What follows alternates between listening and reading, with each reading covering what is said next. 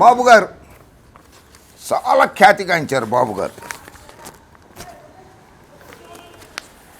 గారు నారా చంద్రబాబు నాయుడు గారి మీద నేను చెప్పటం లేదు, స్మార్ట్ గవర్నెన్స్, ఇది చూడండి, ఇది రీసెర్చ్ పేపర్, ఇది వరల్డ్ బ్యాంక్కి సబ్మిట్ చేసినటువంటి పేపర్లు ఇవి, రీసెర్చ్ పేపర్లు, నేను రాసింది కాదు. Working paper 228 smart governance politics in the policy process in Andhra Pradesh India, Jose మూజీ, October 2003, అప్పుడు ఆయన ముఖ్యమంత్రి. Overseas development institute, 111 west minister bridge road, London, United Kingdom. ఇది రీసెర్చ్ పేపర్స్, నేను రాయలా. ఆంధ్రప్రదేశ్లో నారా చంద్రబాబు నాయుడు గారి పరిపాలన ఎలా ఉందనే దాని మీద రాసిన దాంట్లో కొన్ని కంటెంట్స్ మాత్రమే మీకు చదివి వినిపిస్తా. There are also publicity hypes around the particular so called achievements.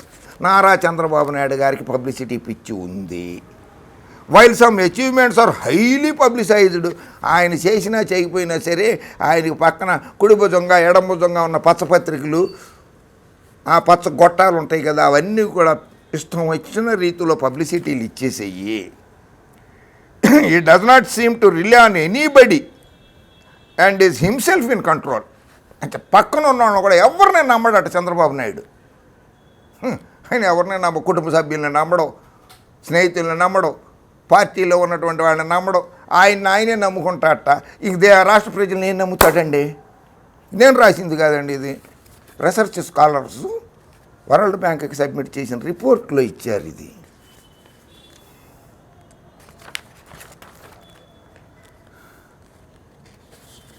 ఒక్క మినిస్టర్కి కూడా అధికారాలు ఇవ్వడం, అన్నీ తనే చేసుకుంటాడట.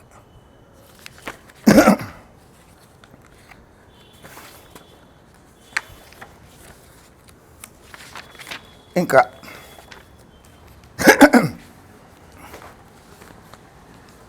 Nara Chandrababu Naidu the destructor of the institution, వ్యవస్థలను సర్వనాశనం చేశాడు Nara Chandrababu Naidu.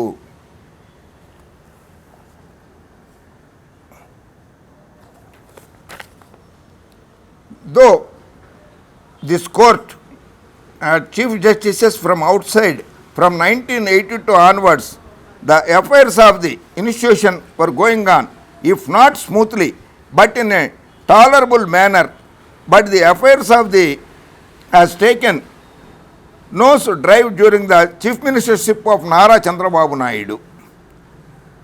James Manor, in his report on a development risk assessment, Andhra Pradesh submitted to the Department of International Development, summarized the position as herein under. ఎవరో ఈయన ఒక రీసెర్చ్ స్కాలరు, ఈయన ఏ development risk assessment Andhra Pradesh department of international development అనేది submit చేసిన రిపోర్ట్లో రాశాడు. ఆయన research scholar Andhra Pradesh అభివృద్ధి మీద, నారా చంద్రబాబు నాయుడు గారి పరిపాలన మీద. While the former chief minister Nara Chandrababu Naidu refused to regularize the temporary employees even after the Supreme Court judgment, he attended to only request reasonable or unreasonable of the High Court with rapt attention, while other people were brickbats in the administration. High Court judges received royal treatment from the government. If any reasonable person watches the expenditure of the High Court of Andhra Pradesh, he will notice the flow of funds in abundance, resulting in wasteful expenditure. Research scholar Andhra Pradesh high court మీద, న్యాయ వ్యవస్థ మీద research చేసి రాసిన పేపర్లో చంద్రబాబు నాయుడు గారు న్యాయ వ్యవస్థని ఎలా లొంగ తీసుకుంటాడు, జడ్జిల్ని ఎలా లోపరుచుకోగలడని చెప్పి రాసినది ఇది. and the Chief Minister personal dominance, Andhra Pradesh probably has the highly and effectively centralized state government in India. The Chief Minister Nara Chandrababu Naidu is very extensively engaged as the dominant voice of decisions, reforming the justice system.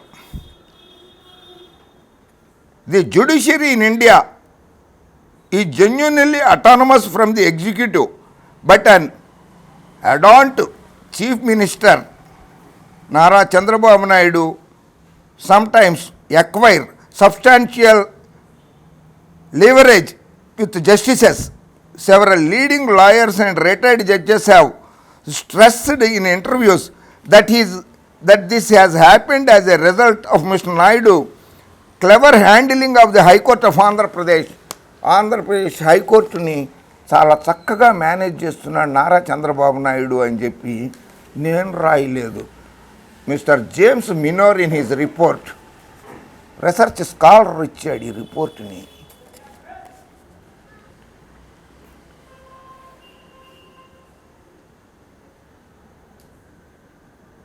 This never day-to-day matters about in which the Chief Minister cares little. But when the vital of the state government are affected by a case before the court of law, it usually receives support.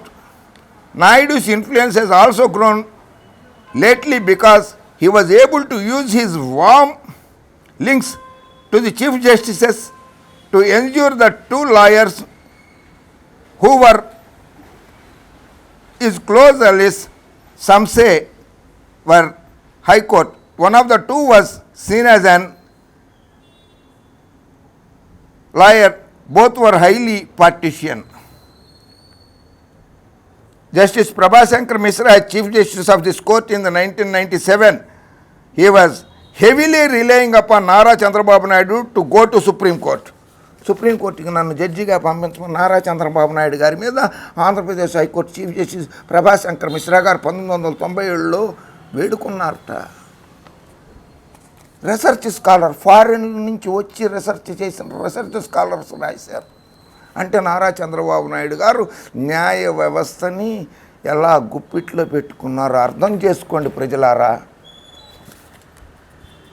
నేను న్యాయస్థానాలకు వ్యతిరేకం కాదు, న్యాయమూర్తులకు వ్యతిరేకం కాదు.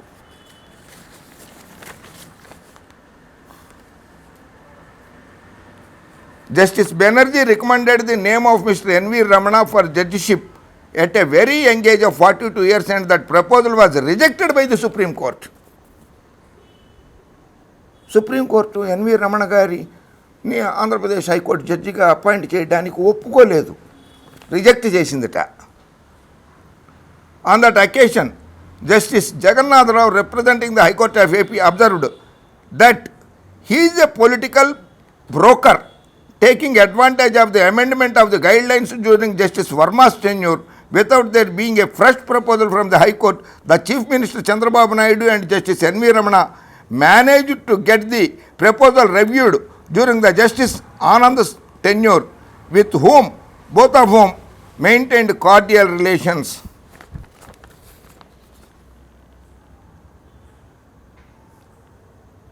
నేను రాయలేదు.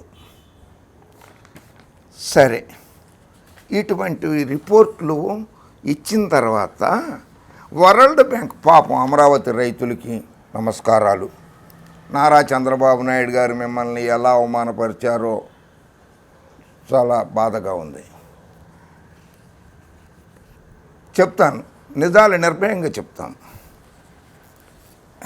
World Bank decides not to fund project to build Andhra's new capital, Amaravati. అమరావతిని అభివృద్ధి చేయడానికి మేము నిధులు ఇవ్వదలుచుకోలేదు. వరల్డ్ బ్యాంక్ రిపోర్ట్ ఇది. ఎందుకంటే ఆ రీసెర్చ్ స్కాలర్స్ అందరూ నారా చంద్రబాబు నాయుడు గారి పరిపాలన మీద సబ్మిట్ చేశారు కదా రిపోర్ట్స్. ఆ రిపోర్ట్స్ అన్నీ చదివిన తర్వాత వరల్డ్ బ్యాంక్ వాళ్ళు తీసుకున్న డెసిషను అమరావతిని అభివృద్ధి చేయడానికి మేము నిధులు ఇవ్వము. జగన్మోహన్ రెడ్డి గారు అనలా ఈ మాట. పాపం జగన్మోహన్ రెడ్డి గారి మీదకు తోసేస్తున్నాడు నారా చంద్రబాబు నాయుడు, తెలుగుదేశము అండ్ అదర్స్. అమరావతి రైతులారా, ఇది నగ్న సత్యం, ఇది నమ్మండి Amaravati రైతులారా. The World Bank said on Friday it had withdrawn 300 million of funding for a new capital in Andhra Pradesh after the central government dropped support for the project. కేంద్ర ప్రభుత్వం కూడా ఆపేసిందిట.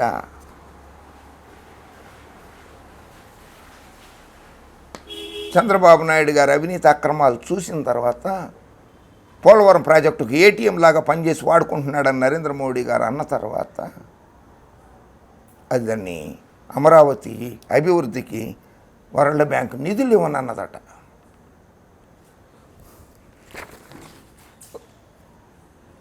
ఇప్పుడు వస్తున్నాను నేను, ఇంకెక్కువసేపు తీసుకోదలుచుకోలేదు మీ దగ్గర, చాలా తక్కువగా వచ్చేస్తాను.